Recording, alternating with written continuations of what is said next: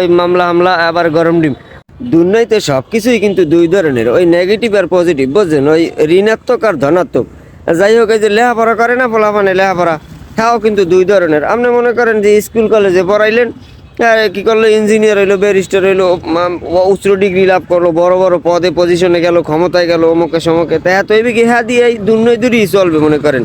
কিন্তু এর মধ্যে যদি ওই দুর্নীতি, ওই রাহাজারি খুন খারাপি এই শিক্ষাটা পাইয়েই বয় ওই স্কুলে, ওটা তো আর ইসলামিক মাইন্ডের কিছু নাই। হ্যাঁ দিয়ে মনে করেন যে দুর্নীতি যা চলার মতো, দুর্নীতি ফেরার মতো, আর দুর্নীতি যা করার মতো হেয়েই হেঁকবে, আর বাইরে তো কিছু আর হেঁকতে পারবে না। আর একটা লেখাপড়া আছে হইলো মাদ্রাসায় পড়ে, ইসলামিক মাইন্ডের লেখাপড়া, এলমেদিন শিক্ষা করা ফরজ, সে ফরজে আইনটা হয়ে যায়।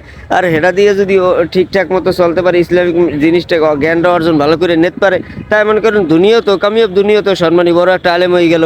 হ্যাঁ, এরপরে কি কেয়ামতে আখেরা তো হে কামিয়াব, কারণ হ্যাঁ নো হে সর্বোচ্চ মর্যাদা পাই গেল। এই তো ওই যে রাজনীতি যারা করেন মনে করেন, এনে আওয়ামী লীগ করেন আর বিএনপি করেন আর ইসলামী আন্দোলন করেন আর জামাত ইসলাম করেন, হ্যাঁ কিন্তু দুই লেভেলের আছে আপনার রাজনীতিটা।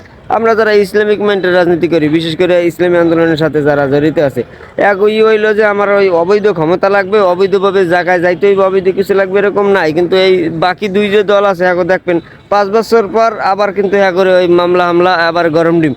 আবার এই 5 বছর যেকালে ক্ষমতায় থাকে সেকালে মনে করেন উল্টো সিধে ধ্যান দে পারে, ধ্যান দে না পারে হ্যান দাও ঘাড়ে বাজাই ঠেলে, এরকম করে হ্যার ক্ষমতা দেখায়। এগুলো হবে কি, এই দুর্নীতি কয়দিন একটু শাসন করে গেল, রাজত্ব করে গেল, এরপর তো কবরে কি দোষটা হইবে, কারণ মানুষ ঠকান না কাম, মানুষ মারুন না কাম, মানুষের লাগে জুলেম নির্যাতন করেন না কাম, এক কি দশা হইবে তো বোঝেনি।